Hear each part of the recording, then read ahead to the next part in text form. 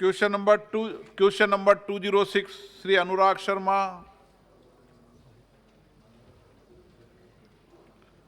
Question में बोल दें आप 206 205 205 205। माननीय मंत्री जी। Sir, this statement is laid on the table of the House. माननीय सदस्य। माननीय अध्यक्ष महोदय जी, मैं मंत्री जी से दो सवाल करना चाह रहा था। मंत्री जी ने काफ़ी विस्तार से जवाब तो दिया है। इस देश में हमारे वहाँ एक पैन कार्ड होता है, एक ही आधार होता है, और अब आदरणीय प्रधानमंत्री जी ने वन राशन वन कार्ड किया है। मेरे संसदीय क्षेत्र में दो जिले आते हैं, झांसी और ललितपुर। ये हमारी जो जनजाति है, सहारिया जनजातियाँ हैं, ये जब ललितपुर में होती हैं तो एसटी में आती हैं और झांसी में आते ही इनको एससी के कार्ड इशू करे जाते हैं। माननीय मंत्री जी से यही सवाल है कि इसमें ये बता दें कि एक ही जाति को एक ही संसदीय क्षेत्र में दो अलग अलग मानक में क्यों माना जाता है।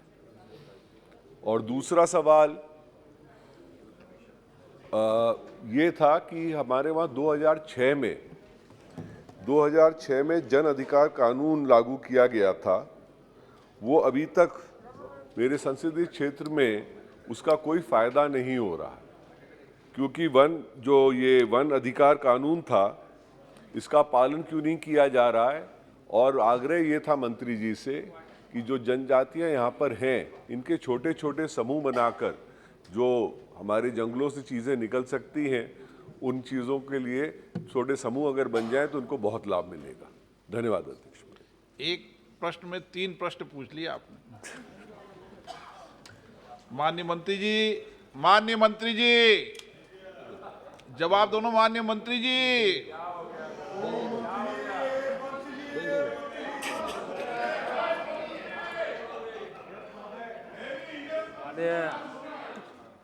माननीय अध्यक्ष महोदय, उन्होंने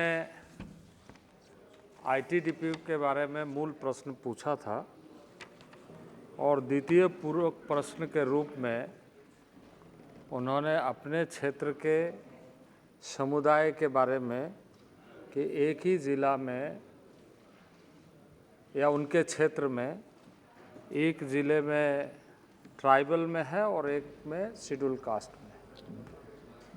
तो मैं माननीय सदस्य को आपके माध्यम से बताना चाहता हूँ कि इसकी एक प्रक्रिया है और प्रक्रिया के माध्यम से राज्य सरकार वहाँ के या वहाँ यदि उस प्रदेश में ट्राइबल रिसर्च इंस्टीट्यूट नहीं है तो किसी ट्राइबल रिसर्च इंस्टीट्यूट जो देश में है उसके माध्यम से रिसर्च कराती है और रिसर्च कराने के बाद अपने अनुशंसा के साथ राज्य सरकार केंद्र सरकार को भेजती है और केंद्र सरकार के ट्राइबल अफेयर्स मिनिस्ट्री उसको कंपाइल करने के बाद RGI registrar general of India के पास भेजती है और रजिस्ट्रार जनरल ऑफ इंडिया के मंतव्य के आलोक में यदि वो सम्मिलित करने योग्य है तो ट्राइबल कमीशन के पास जाती है और सम्मिलित करने योग्य यदि वह नहीं पाया जाता है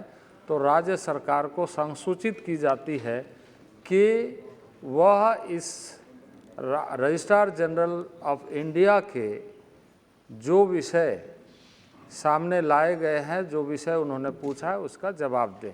इस तरीके से यह प्रक्रिया पूरा करते हुए गृह मंत्रालय के सहमति से उनके पास इसे विचारार्थ भेजा जाता है और उसके बाद फिर मंत्रिपरिषद और मंत्रिपरिषद के बाद पार्लियामेंट में इंट्रोड्यूस किया जाता है। यह प्रक्रिया है।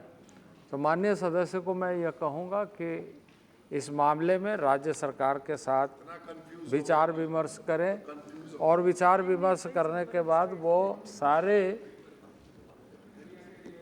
यदि राज्य सरकार केंद्र के पास विचारार्थ भेजती है तो उस पर आगे कार्रवाई की जा सकेगी। माननीय सदस्य। माननीय अध्यक्ष महोदय, जो मंत्री जी ने अभी कहा उस पे बस मेरा एक ही ये सवाल था, क्योंकि उत्तर प्रदेश जिस क्षेत्र से मैं आता हूँ उसी में मेरे दोनों जिले हैं और एक जिले में एसटी में है और एक जिले में एससी में है। उसके लिए हम इनको लिख चुके थे और राज्य सरकार से भी आ गया था, तो उसको बस आग्रह इतना था कि जरा जल्दी अगर मंत्री जी करवा दें।